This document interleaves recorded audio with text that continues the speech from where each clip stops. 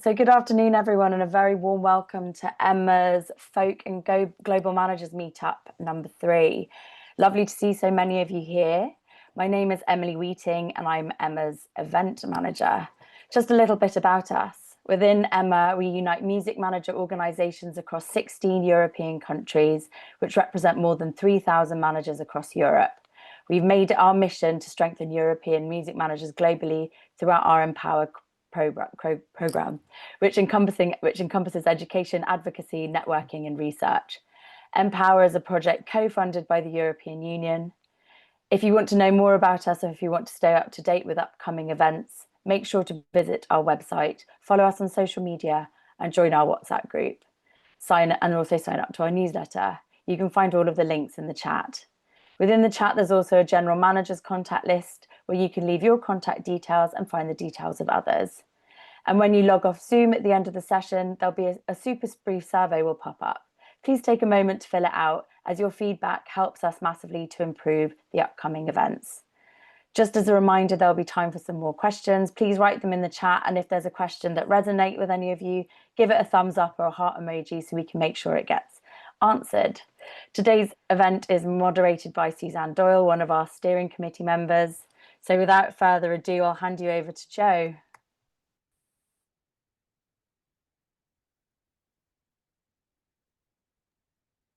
Hello, everyone. Hopefully that should be clear to everyone. You should be able to see my slides as well as my face. I'm absolutely delighted to be here talking about this, not least because, as we were having a conversation about just before you all arrived, I think there has been a huge increase in crowdfunding within the music sector because a lot of the more traditional forms of funding are getting harder and harder to access. And I don't think that's going to change. So I think this is a really good opportunity to be talking about how crowdfunding works, how you can use it effectively, and what the benefits of it are, as well as simply bringing in some money. So we're going to have a bit of a whistle-stop tour through my slides in the next 20 to 30 minutes. In case there are bits that you miss, the slides will come out afterwards. So you'll have a set of these slides to look at after the presentation. So here are some of the campaigns I've worked on. There's been a Dick Gaughan campaign that closed recently. Nick Hart's Real Nursery Rhyme project, Oiva Boy's album. We've got all sorts of things in here that I've worked on over the years. Some of them are music, some of them have been not music at all. But as we've been talking about, the principles of running a crowdfunding campaign can be applied in a lot of different contexts. So, a general introduction to crowdfunding. What we're going to talk about is what crowdfunding is and how it works. We're going to talk about your campaign choices that you might need to make and when crowdfunding works well. We're going to talk about what your pre-launch commitments are likely to be and what that pre-launch period has to include. And then we're going to move on to a Q&A. So, what is crowdfunding? It's actually really simple. It sounds like a digital buzzword, but it's not. It's something that humans have been doing for a very long time, and it's raising money from multiple people towards one project.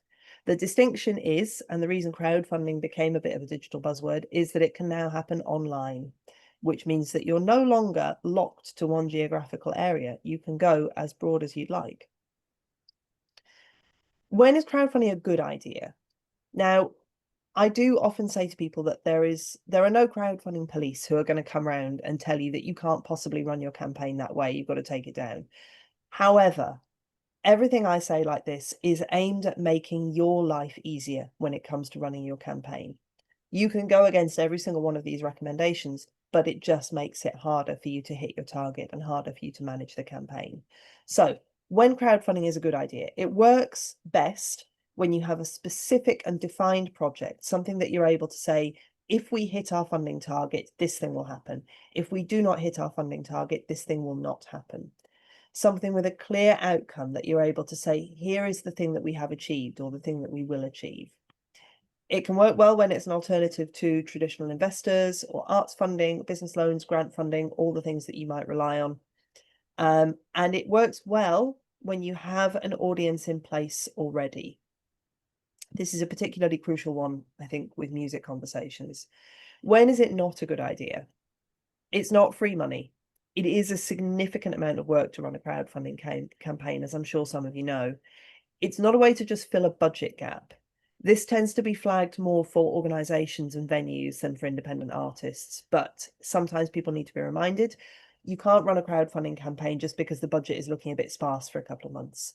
Your life will be far easier if you're able to say, this is a positive thing that we're coming together to make happen. This is something that we want to get off the ground. This is something that we want to achieve. It's not a route to a completely new audience. If you're running a crowdfunding campaign, the people who are backing it will be people who already know the work that you do or the work that your artist does. They will already be familiar with what that work is, and that is why they're going to be backing it. There may be some people who come to it totally fresh. There may be people who find out about their work through the crowdfunding campaign, and that's great, but they're not going to be the bulk of the support. You can't just take the money and run. Your backers are investors. Even if they've only put in a fiver, even if they're only put in £5, even if they've only put in £1, your backers are investors and supporters and deserve that level of respect and recognition for the support that they're giving to make something happen. It's also particularly hard for emerging artists. If you don't have an audience base already in place that you can draw on, it's very, very difficult to run a crowdfunding campaign. It's not impossible, but it's very, very difficult. So, how the money works. In general, there will be percentage platform fees. This varies by platform. It varies on what the legal entity is that's running the crowdfunding campaign. But as a rough rule of thumb, I would say to estimate around 5 to 10% of what you raise will be subtracted before the money is paid out.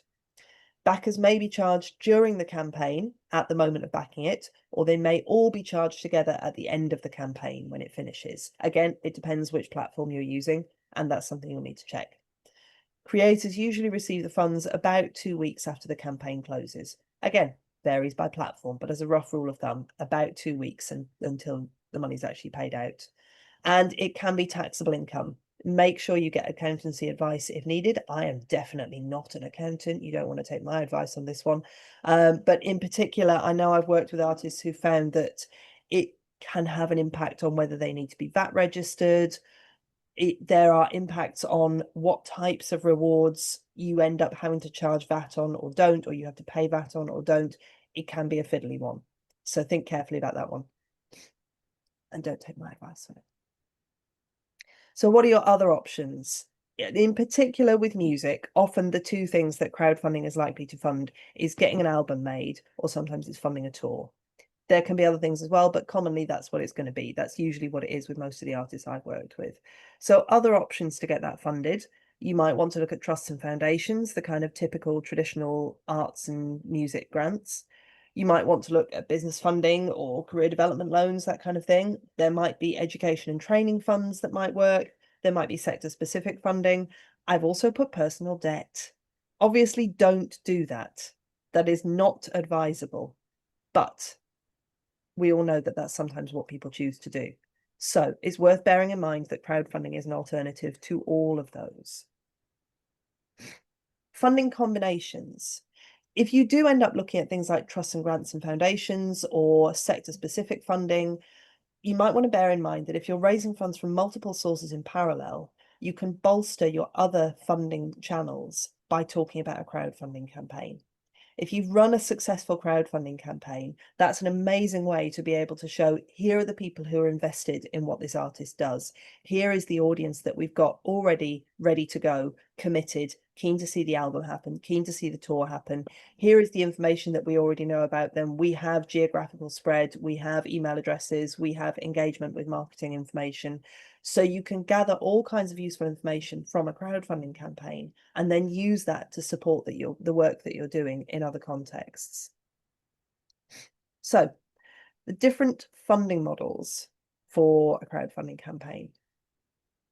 There are three main types of crowdfunding. And I have a bit of a bee in my bonnet about this because the word crowdfunding is used interchangeably for all three of these, and they are quite distinct.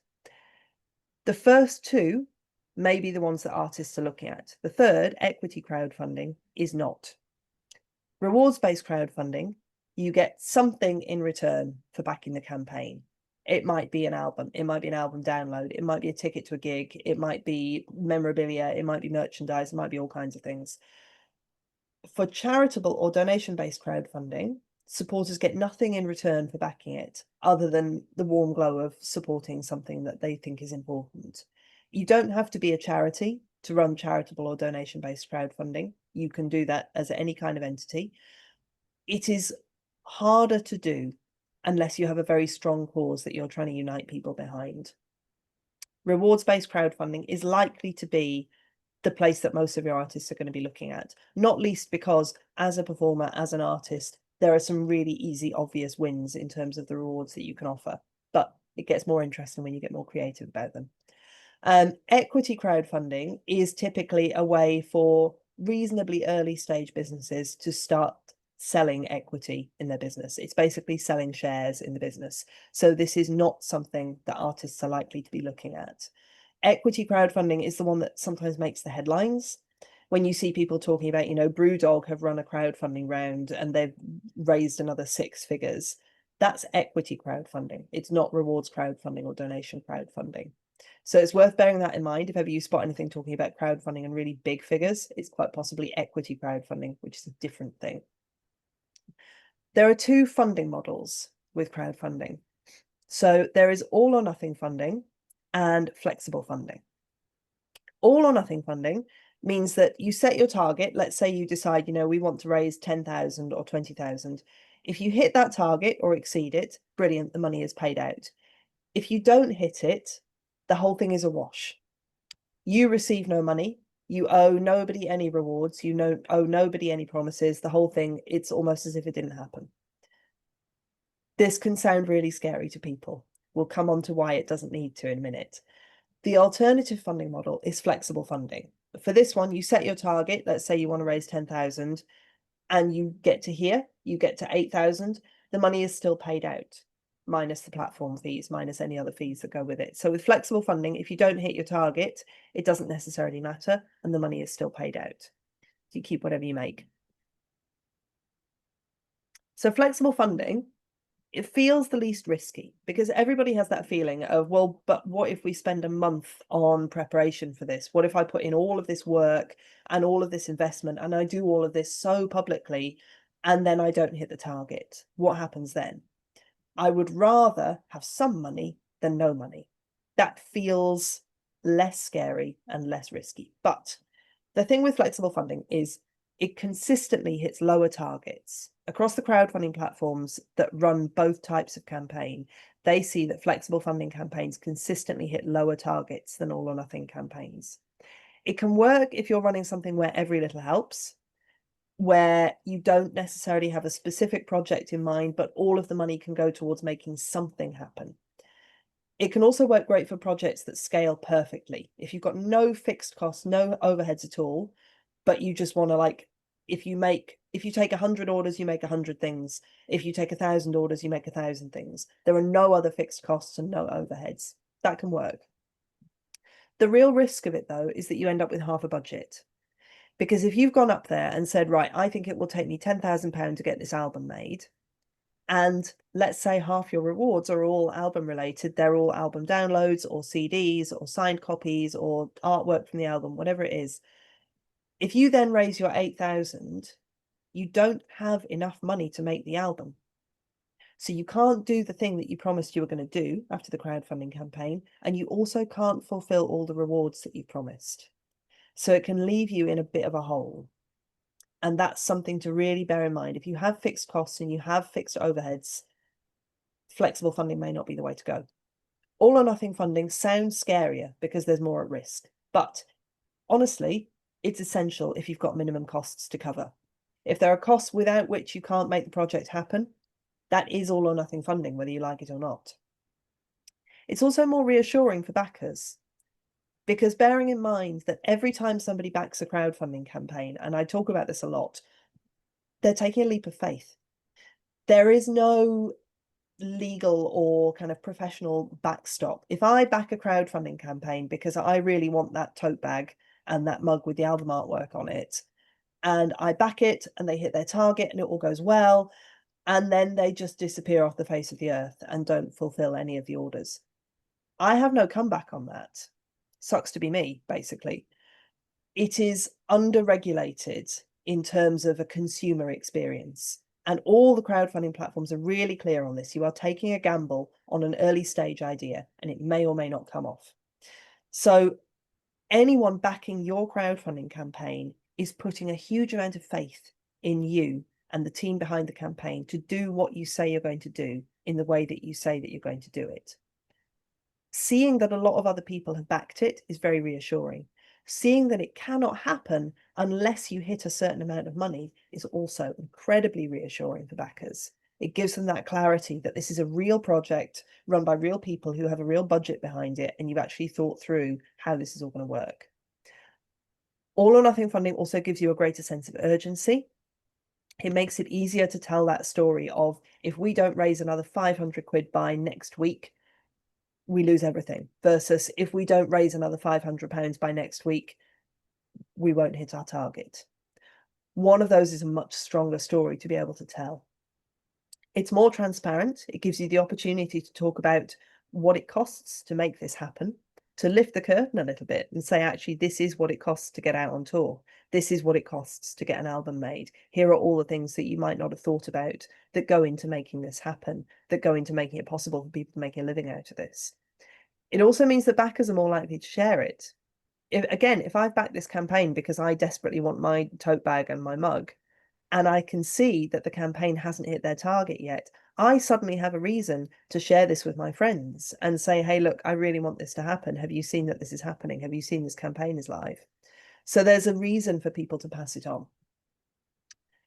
There are also 2 funding timelines that you may want to look at. So there is one-shot funding, which has a fixed start and end date, and there is recurring funding, which has no end date. People can sign up for a regular amount. One-shot funding is typically what people think of when they think of crowdfunding campaigns. It has a start date, it has an end date. It works best if you're trying to reach a particular milestone for a particular project. So it's great for, we want to get an album made, we want to get the tour funded. Recurring funding goes on indefinitely. It's more like a subscription or a membership. And classically, it's things like Patreon. So it's a way to say, I support what this artist is doing, and I want to get little extra updates. I want to get little extra pieces of content. I want to keep connected and keep informed. Recurring funding needs a very different approach. The most important thing I can say about recurring funding is that it is an incredibly slow burn. It is a really long-term investment if you go this route. It is not going to suddenly pay dividends in the first 2 or 3 months. It is a really, really long-term project, and it needs you to be ready to promote it regularly and constantly. Your star backers for a recurring funding campaign are the £2 backers, not the £20 backers. Those low-level backers are the people who will set up their support for something like this, and they will stay with you for years. The people who come in at higher levels are going to be the first to cancel as soon as they start feeling a pinch in their own personal budget. They will be the first ones to drop out. So your star backers for something like this are the low-level, consistent backers who stay with you. So you have to make a lot of choices if you want to run a crowdfunding campaign. Your first 3 choices are going to be, what type of crowdfunding is it? Is it rewards crowdfunding? Is it donation crowdfunding? Or is it equity crowdfunding? None of you are going to be doing equity crowdfunding. Is it going to be, in terms of funding model, will it be all or nothing funding, or will it be flexible funding, or keep what you make? And in terms of funding frequency, is it going to be one shot with a start date and an end date, or is it going to be recurring funding, which will go on indefinitely?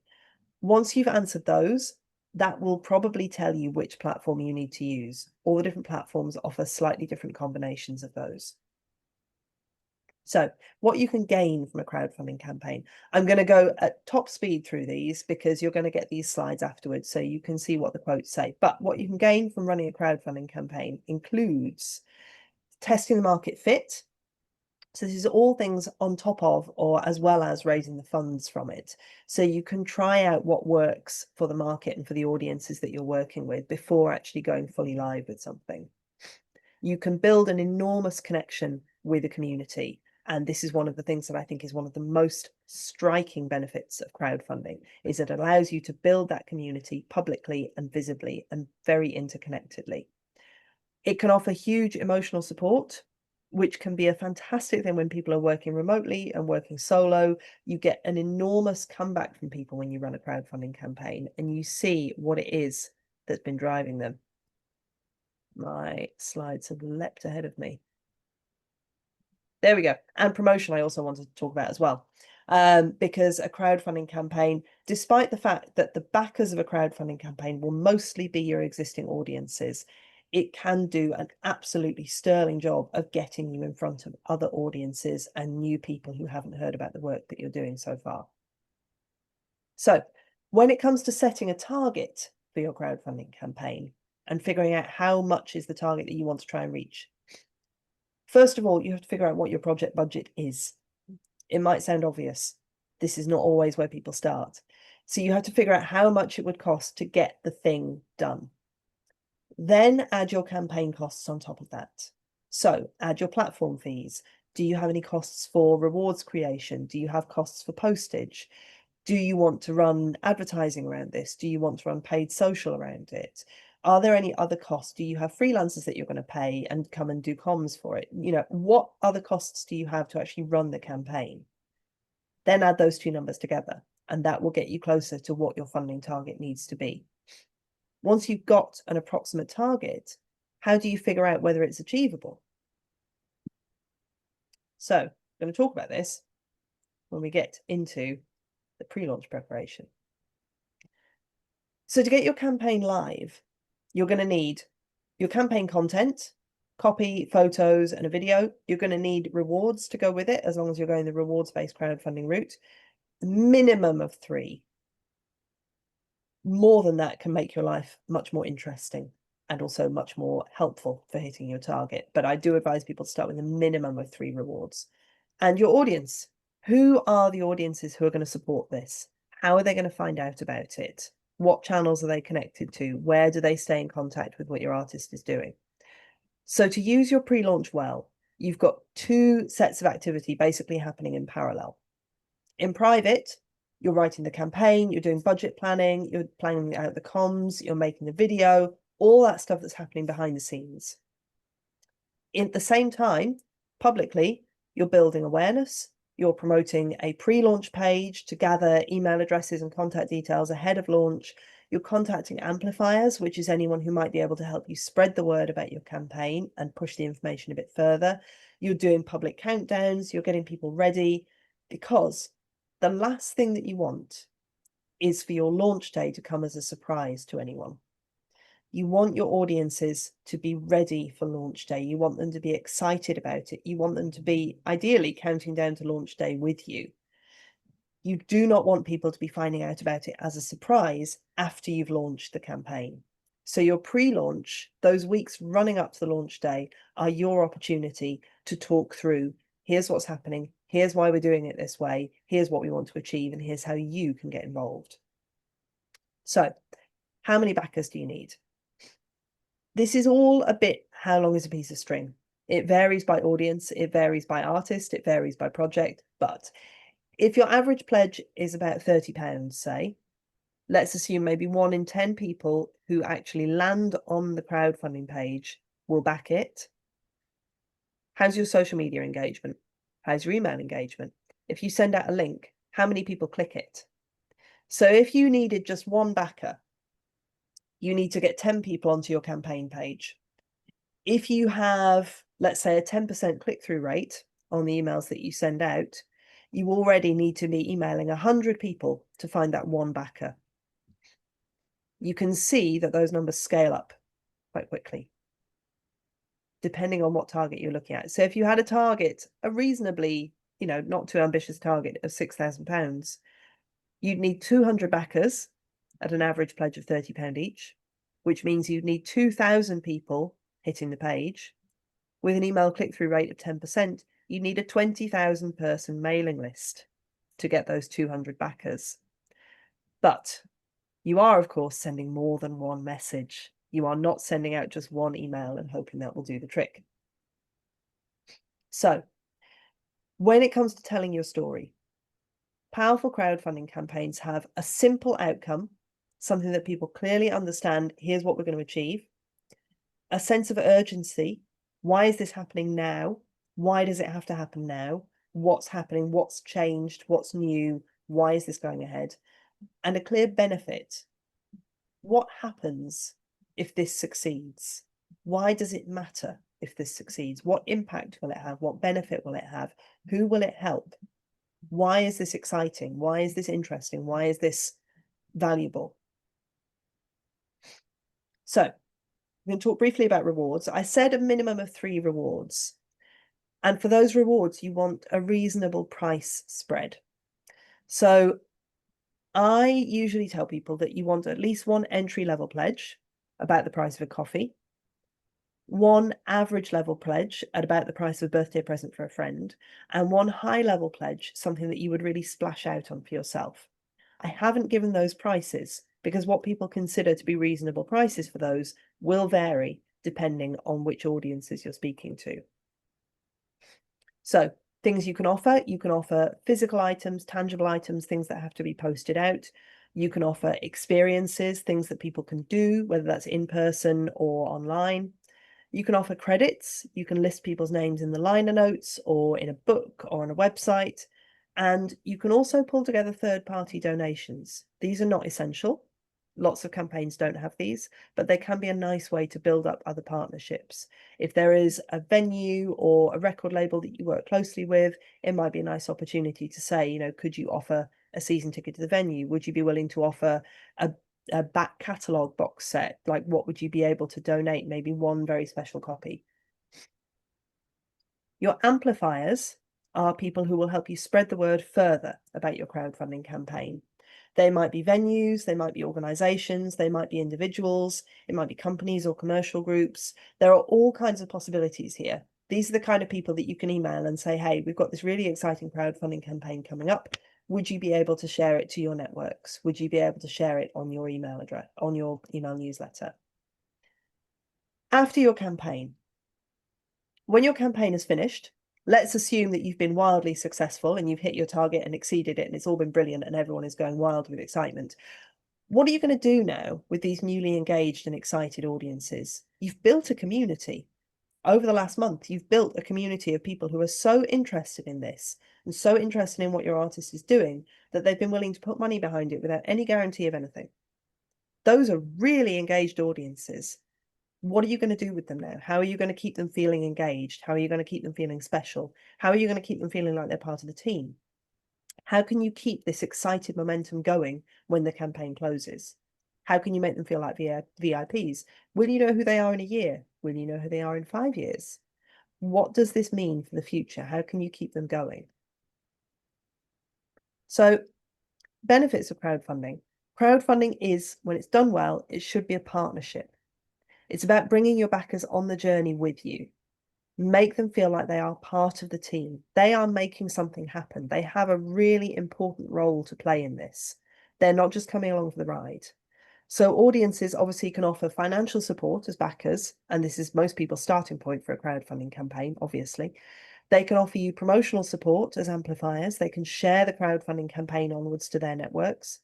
They can offer content support. If they tell you their stories about why this is exciting, if they have comments to share about how meaningful this is for them, that's content that you can use in promoting the crowdfunding campaign. The whole thing can keep going round and round and round.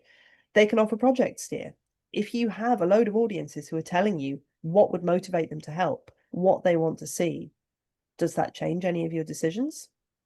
And they can offer emotional support. They are part of the team and they want this to succeed as much as you do. A couple of sector specific points as well. One of the things that's really interesting with music in particular, given the challenges that the music sector has faced over the last few years, crowdfunding gives you a chance to join some of those conversations about how music is actually made, what it actually takes to get an album made, to get somebody out on tour.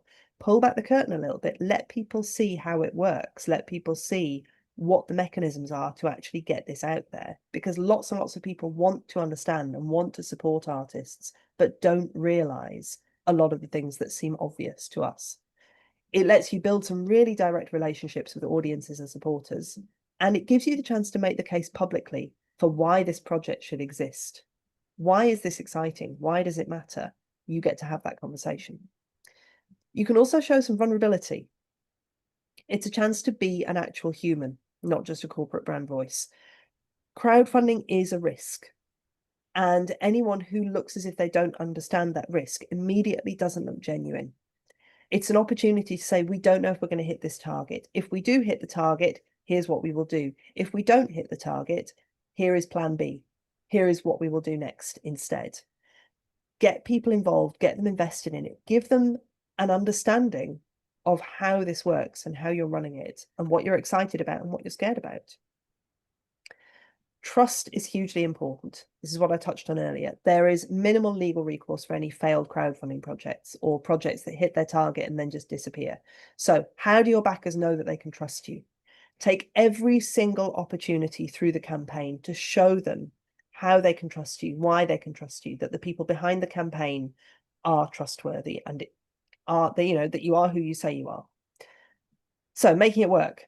Plan. Spend longer on planning it than you spend on the live campaign. Hype. Don't let anyone be surprised on your launch day. Budget. This takes absolutely loads of spreadsheets. Make sure you've allowed for all the costs. Make sure you've allowed for fees. Make sure you've allowed for postage. Make sure you've allowed for production costs of rewards. All this kind of thing. All needs to be planned out. And share. This one is more for artists than for managers, but don't be scared to tell people what you've been working on. This is a really big deal.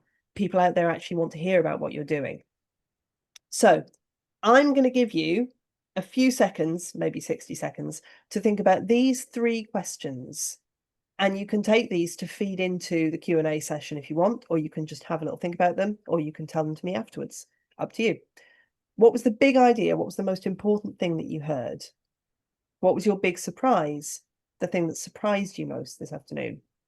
And what's your big question? What's been left unanswered from what I've said so far?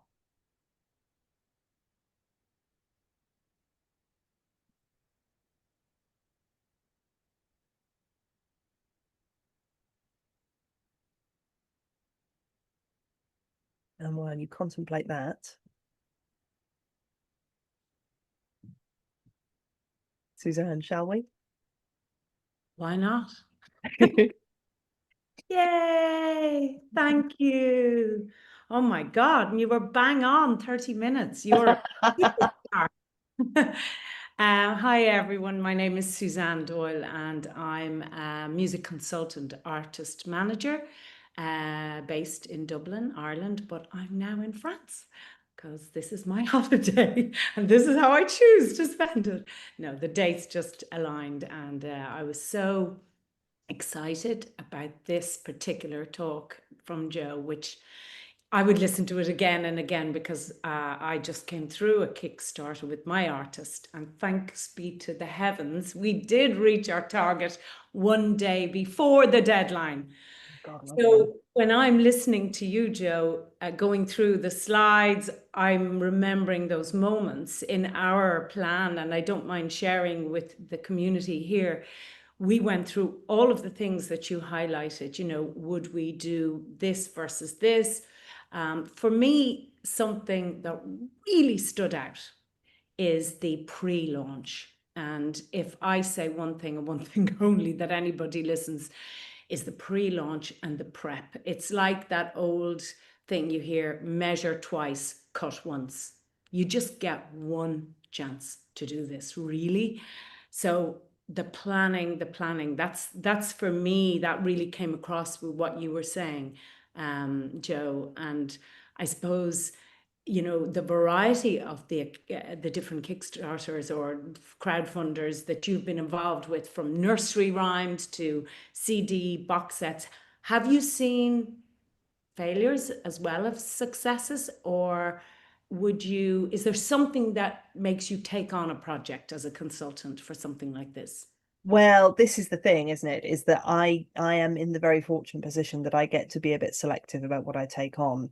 And interestingly, I think one of the things that a lot of clients and prospective clients have valued is that I will tell them if I don't think the project's going to work. And I have had conversations with people who've come to me and have clearly wanted to run a crowdfunding campaign to get something off the ground, but they don't have an audience. You know, we have those initial conversations and I say, well, you know, how's your mailing list? And they say, oh, I don't really have a mailing list. Okay, well, how's your social media then? Oh, no, I don't like social media. You can't run a crowdfunding campaign if you don't have a crowd. You have to have people that you can go to. So yes, I have seen failures. I have seen campaigns that have had to pivot partway through. I've seen campaigns that simply haven't hit their target, and almost without fail, I could tell you why it is that they have not hit the target. And it is lack of planning, lack of audience, lack of resource, or people who assume, you know, sometimes it's been people who've assumed that you can just put the crowdfunding campaign live and then just take your hands off the wheel and see what happens. Yeah, well, that's also interesting because I think in one of your slides, you know, you think, is this quick money or, you know, cheap money or anything? Quite the opposite. You will earn every cent of it. And I mean physically, mentally, spiritually. Like, I suppose the artist Lorraine Nash, she's a folk artist and she is not particularly fond of social media. So she had to really, really push herself in a way. But we started the conversation about a year before. So the planning was really a year. And also something you touched on in your slide, and forgive me if I get the jargon wrong, but what I find is so interesting in nowadays when, you know, we really are, you know, it's so difficult to make money unless you are selling at big venues, really, or you have a big sinks and you've got lots going on, lots of ducks in the row, and they're all delivering. But I think the idea of kind of having slow, sustainable £2 Patreon model, that works for some people, but it mightn't work for others. And certainly when we were looking at it, we decided to be brave and go for 30 days, big total, 20 grand. We need to go to America. We were lucky because we had a Grammy winning producer. So the team. So that brings me to another one of your slides is the backers or the supporters. It's almost like you want them to engage emotionally. There is risk, but that also kind of brings them in a bit. It's almost like being at an auction, isn't it? Yes. Yeah, it's being able to share that risk with audiences and share the excitement with them. But it's interesting that you touched on having the Grammy producer involved and like having a plan, we want to get to America, all of this kind of thing, because all of this also plays into what I was saying about you have to be able to have something where you say, well, why now? Why does it have to happen now? Why is this important now? And that's a great example. Like, we've got this producer on board, we've got this opportunity. This is the one time this might happen. And that's such a great story to be able to tell. This might be our only chance to make it happen. Can you help us make it work? Exactly. And in a weird way, so imagine the nerve-wracking conversations, will we, and then the timing. So all of us working in the business of music, it's all about telling a story, a really strategic timeline, and then obviously all the work that goes behind the scenes. But for us, she was playing Glastonbury. That was the end of it. So literally came off the stage and reached her target. It happened within a half an hour. So the timing, if we didn't do that, if we didn't start our Kickstarter, then there wasn't really going to be an optimum time. And for other managers looking in, and we've had a few people contact us going, can you help? Do you know, I think your presentation is so, so good. Sorry, rambling because there's so many questions, but in the mailing list size, to get into the specifics, is there a minimum of kind of mailing lists, social media following, streaming numbers, or is it a combination? It's a combination. Like, that, I wouldn't say that there's a minimum. It's just that the higher your target is, the more people you need to already have on board. Or the more people you already have on board, the higher a target you can aim for. It depends which way around you want to look at it. But they kind of, it does sort of scale together. You know, if you are in a position where you have an incredibly keen and highly engaged mailing list of 150 people, then setting a funding target of 50,000 is going to be too ambitious. But if you have a 50,000 person mailing list and they're all incredibly engaged, that's much more doable. If you have a 50,000 person mailing list and none of them ever open anything, again, it's going to be really hard. So it is a bit, how long is a piece of string? But like the number of people you can feasibly reach who are going to engage with what you're doing sort of helps you figure out what a feasible target is. Yeah, yeah, that makes sense as well. The piece of string, because we wouldn't have had a huge mailing list, quite honestly. And it's the encouraging to get more connected and know the people who are there. So it's like quality over quantity, and being real, being authentic, telling the story. And it's also, if you hit a point where you realize that, going back to this idea of how you set your target, if you realize that it is going to cost X amount of money to do whatever the project is, and you realize that simply does not map to the audiences that you can currently reach, you can scrap the idea, or you can figure out other ways of building the audiences ahead of time, because now you have a goal, now you have a target, now you have, like, I want to run a crowdfunding campaign to raise this much money. I've got this many months to run up to it. So now I'm going on a concerted mission to build those audiences, to build the social media following, to focus on engagement, to focus on new followers, to focus on building those audiences so that when I do launch the thing, I have audiences that I can hit with it immediately. Yeah. Okay. And it's interesting because you did refer to, budgeting for reach and paid promotion. And interestingly enough, we did a tiny little kind of ad when we got a bit scared, probably 40% way through, and it did not deliver backers, but it did deliver Instagram followers. But from a press point of view, we did go and put out a press release, and one article ran, and that was in her hometown of County Kerry. And I think that did have an effect. So when you're advising, you put press as part of the strategy. So I put press, definitely, yes. I find that for most of the campaigns that I've worked on, paid social and paid advertising actually doesn't tend to deliver very much at all. And this really comes back to what we were talking about in terms of the people who are going to back your campaign are the audiences you already know about. They're the people who are already interested in the work this artist is producing. They're the people who are already followers. They're already fans. They're already deeply connected.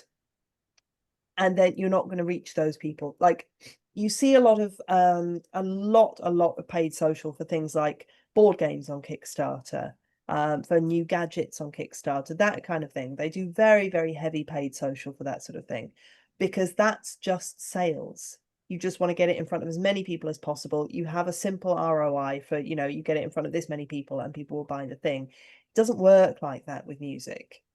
You'll find some people who'll be willing to take a gamble on it, but the people who take a gamble on an artist are people who are going to get something anyway. They'll take a gamble on an artist because there is a gig in their local venue, or because they can pick up their album somewhere interesting, or because they're on at a festival and they're seeing them anyway. Those people are not going to take a gamble on backing a crowdfunding campaign, which might go nowhere. Who knows? The people who are going to back a crowdfunding campaign are already invested in that artist's work. And so you're not going to find more of those people in general by running paid social or other kinds of paid advertising. That's so that matches exactly with what we were doing. In terms of the actual platforms that you choose, we kind of did not like the idea of charity. It felt a world when there are real tough charity situations right now more than ever, especially in the digital landscape. It felt really good to kind of do the rewards, and that, from where we were looking at it, you become a patron of the arts. And interestingly, at the start of your presentation, you speak about that this was doing on long, long ago to build the church. So in a weird way, we've kind of come full circle. The tech allows us to do it. Yeah.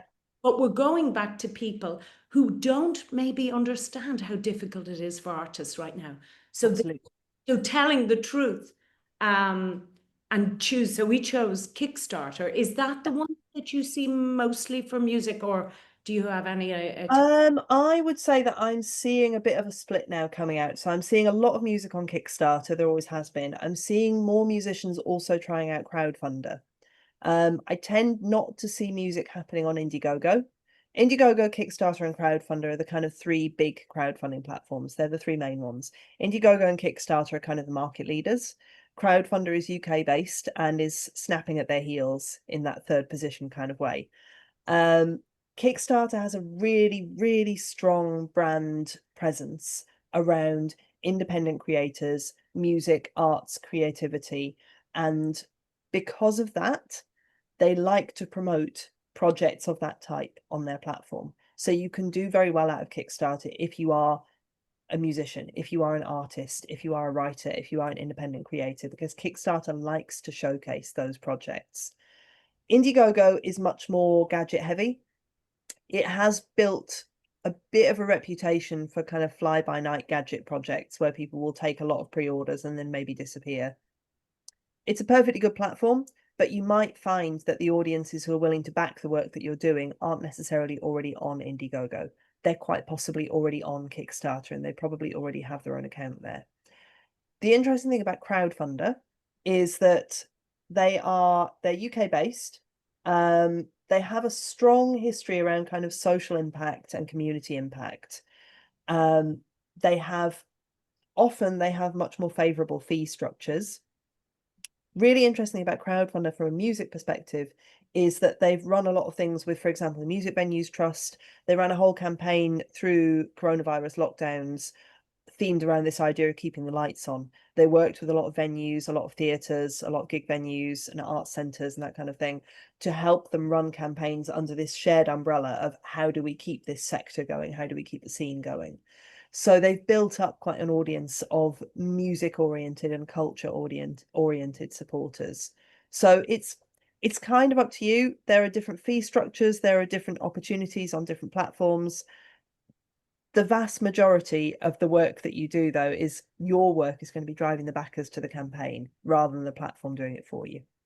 Yeah, and again, what's so interesting is that word trust, and certainly for some artists, especially nowadays, ethics and ethical. So I love what you just said about, the COVID, that they won trust with people, so people are staying with them. I see. Hi, Emily. Are we out of time? No, not at all. I was just preparing myself to start going through some of the questions in the chat. Oh, I didn't mean of to course. interrupt you. Not at all. I've like, there's so many. Just one There's last so thing, much. Yes, Joe, of course. is um the whole thing of either or all. Obviously, we had nervous breakdowns going, what if we don't get it? But you've actually explained the cons of doing the other version is that you might be left with 8 grand, but you still can't make the album and make vinyl and do house concerts, and you're kind of in a dilemma. So Yeah. in a weird way, the all or nothing might be cleaner. Yeah. Sorry. Emily, you have questions from Well, I was just going to start with a question from myself, just to start off with. Do you find, with regards to promotional assets, for example, videos, images, copies, do you think any of them work better for a campaign, or is it all of the above? It's all of the above. It's Mm. definitely all of the above. The thing I will say about the video is that if you're putting a video with a crowdfunding campaign, there are two ways that people sometimes go with this, which I don't think are necessarily the right way to go. One is that people try and make a video that is just a rehash of all the campaign page copy and just reading out the copy that's on the campaign page. Nobody needs that. Your video is going to appear with your campaign page. If people want to get into the detail of like how the budget works and what the plans are, they can get into it there. The other is that people just go down the lines of making like a nice promotional music video, which is great and very nice, but any audiences can find that kind of content anywhere else. They can find what the artist looks like. They can find what their music is.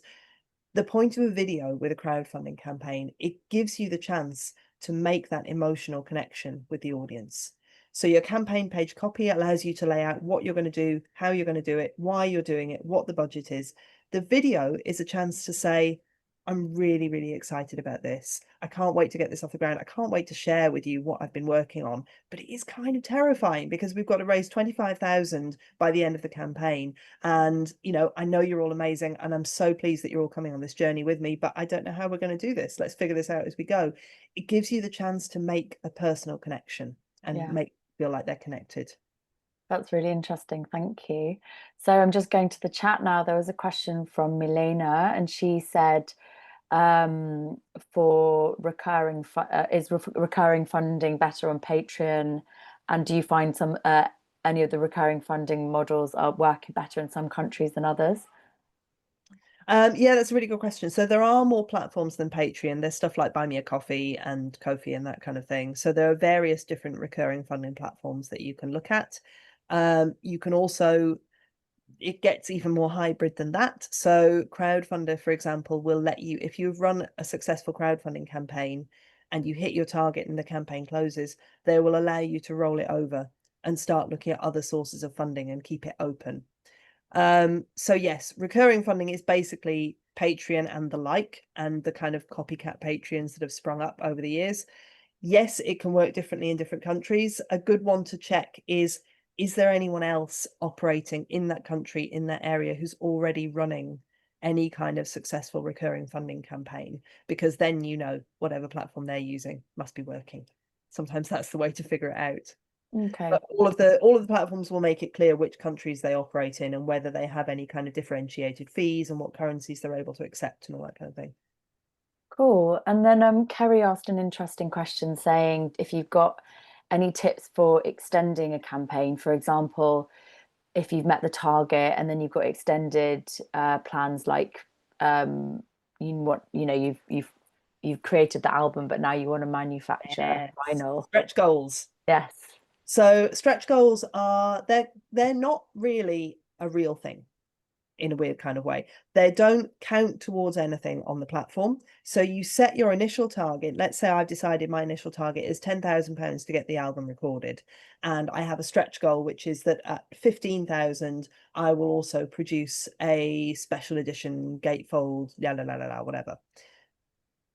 The £10,000 target is the only one that counts as far as the platform is concerned. If you're running all or nothing funding, if you get past that 10,000, great, you've hit your target, done, tick, completed. They don't care whether you hit that 15,000 or not. It doesn't count towards anything. Basically, stretch targets are a way for you to talk about your campaign. There are two schools of thought on when to highlight your stretch goals. Do you do it all at the beginning of the campaign? Do you launch with like, if I raise 10,000, I will record the album. If I raise 15,000, there will also be the special edition, whatnot. Or do you keep them in reserve and launch them midway through the campaign? Both can work. I'll be honest, I tend to lean more towards being as honest as you can bear to be with a crowdfunding campaign. And it gives audiences a bit of an incentive to help you push it further. So if you want to launch a crowdfunding campaign with all of that laid out, with multiple stretch goals even, at 10,000, I'll record the album. At 15,000, there'll be a special gatefold version. At 20,000, I'm going to host an extra gig at this venue on this date. At 25,000, I'll do this. You can give people a whole ladder up through possible stretch goals. And if you get all of that laid out at the very beginning, you can show people that they can get on board and potentially make all of this happen. Amazing. And then Marina's asked a question about you directly to say, how do you work as a consultant for crowdfunding campaigns? And do you work on a percentage or a fixed fee? And how many weeks in advance in start of a campaign do you recommend starting to work with you? Thank you very much, Marina. I would recommend getting in contact with me as soon as possible. I have had people getting in contact with me 1 month before launching a campaign, and it can be done, but it's easier if we have more time than that. The way it works in terms of how I charge is I never charge a percentage fee. That's because there are loads and loads of things that can affect how well a crowdfunding campaign does. And unless you want to hand over sole control to me of all of your databases and all of your communications and all of your everything, which I wouldn't advise doing, I'm mostly not in control of a lot of those decisions and a lot of those actions. So I don't charge a percentage fee. I work on project basis or sometimes hourly rate basis if we're doing meetings or if I'm doing implementation support and actually getting things done and written for you. So it depends, but we can scale it up or down depending on people's needs. Okay, and I've got some more questions that we received from the managers before. Do you have just from your experience, do you have any preference for which crowdfunding platforms are the most music friendly? Not especially, because I think you can make it work on any platform. I think Kickstarter is likely to highlight music campaigns very strongly. I think Crowdfunder has a really solid history in the UK of working directly with a lot of venues and a lot of music spaces, and they're really increasing their share of that area of things. So those are probably the two that I would point people towards over Indiegogo. But honestly, you can make it work on any platform because you are going to be the one driving the audiences to this. Okay, thank you. And then we just had a question come in through from Patch, who has asked if you would advise including vinyl as a reward or have vinyl pre-sales as a separate thing. That kind of depends on how you're manufacturing the vinyl. Mm. If the vinyl is absolutely a dead cert, if you're going to do it, if that's part of your crowdfunding campaign target, if it's definitely going ahead, include them as a reward from the very beginning. If the And the vinyl, sign, and get them signed. yeah, exactly. 95% they want the signature, the kind of collector's item, the something unique, certainly from what I see. If vinyl isn't a dead cert, if you will only do vinyl if you hit a certain target or hit a certain point, or you have to take a certain number of pre-sales, you kind of have to figure out how to do that. It might need to be a stretch goal. It might need to be something that you figure out how to run as, I mean, I've even come across people who've run it as a separate campaign, given the vinyl challenges. Yeah. But I have come across people who've run it as a separate campaign after the album crowdfunder itself has been run, then tackling a vinyl one to basically say, I can't do a vinyl run unless I take 100 pre-sales. Amazing. So as we're drawing this conversation to a close, I've got like a question that also would be like for after a crowdfunding campaign. There's a question that has said, what's your key recommendations for maintaining supporter trust and engagement after reaching the goal, especially around delivery and communication? It's a great question. It's a great question because my answer is a really simple one. It's keep talking to them. Okay. Keep talking to them. These people have chosen to join you on a journey. They have chosen to become part of a team making something happen. Literally, the worst thing you can do with that audience is then to just drop them after you hit the target and just go quiet. Keep communicating with them, send out updates, send out behind the scenes information. If you're, I'm going to come back to an album because that's so often what it is, but if you're getting the album together, use the facility on the crowdfunding platform that you're using.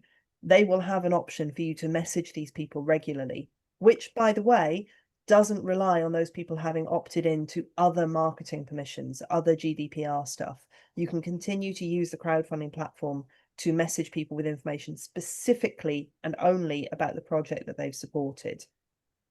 Those people are absolutely amazing. So what you want to do is you want to keep sending them things saying, really exciting news, we've booked a recording studio, we've booked a rehearsal space, we've figured out a date we can get everyone together to get it sorted, here's all of us in the recording studio, hi.